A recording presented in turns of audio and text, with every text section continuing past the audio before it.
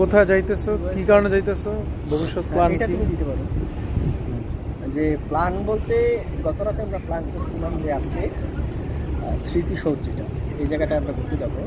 আমি কখনোই যাইনি, বন্ধু গেছো স্মৃতিসৌধ গেছো না? আমিও যাই।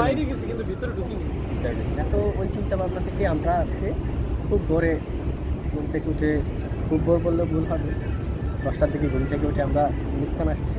যেন হচ্ছে গুলিস্তান আসার পরে আমাদের মনে হচ্ছে যে আজকে তো 14ই ফেব্রুয়ারি। 14ই ফেব্রুয়ারি, আমার মনে হয় সেটা। ওই জায়গাটা খুবই গ্যাদারিং হবে।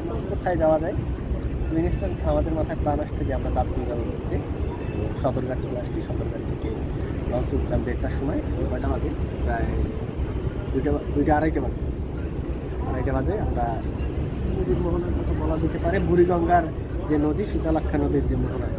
এখন আমরা বর্তমানে 3 নদীর মোহনায় আছে না? পাশাপাশি লেক না আর কি, এই নদীর মোহনায় আমরা আছি। ঘন্টা 3 লাগবে চাঁদপুর পৌঁছে। দেখি আমরা কতক্ষণ লাগে। লঞ্চ কর্তৃপক্ষ বলছে যে 3 ঘন্টার মতো লাগবে, অথবা 2.5 ঘন্টা 3 ঘন্টা আর লাগবে। একটু জোরে বলতে হবে, নাহলে তো বোঝা দিতেছে না। ঠিক আছে। আমি তো আমার কণ্ঠ যতটুকু বড় ততটুকু দিয়েই কথা বলছি। তো আমি তোমার চাঁদপুর যাওয়ার পরে প্ল্যান কি? ওই জায়গায় কি আর না? চাঁদপুর যাওয়ার পরে আমাদের একটাই প্ল্যান যে সেখানে গিয়ে ইলিশ মাছ খাবো। একটা ইলিশ মাছ খাওয়াবো। সাইজের ইলিশ কিনবে আর আমরা বাজি করে খাওয়া। বাজেট হলো সোহেলের, ওই যে নাকি? আমি বেকার মানুষ, আমি কি খাবো ভাই? সদ্য সরকারি চাকরিপ্রাপ্ত 3 জনের খাওয়াইবো। আমাদের প্ল্যান ছিল কোথায়? স্মৃতিসৌধ। স্মৃতিসৌধে নিয়ে এসে আবার চাঁদপুর, ঠিক আছে?